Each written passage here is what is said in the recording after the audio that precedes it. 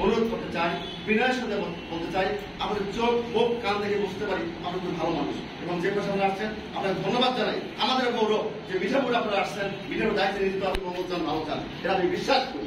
সেই সাথে আপনারা যে বিদ্যালয়ে যাচ্ছেন আসলে ঠিক আমি আপনাদের বারণ করবো না, আমাদের গ্যাপ আছে রাস্তায় একটা যে কোনো সাংবাদিক বলে কথা নয়, সেগুলোটা বহিরাগত আমাদের উৎসাহ ঢোকে তাকে সাদরে গ্রহণ করা উচিত। তারপরে সে থেকে আসে কি সমাচার তার কথা শেয়ার করা দরকার। তা আমাদের মধ্যে কিন্তু ভাই আছে, আমি দোষ মেনে নেবো, ত্রুটি মেনে নেবো যে আমরা এই কথোপকথনগুলো হঠাৎ আমার ঘাটতি আমাদের মধ্যে রয়েছে।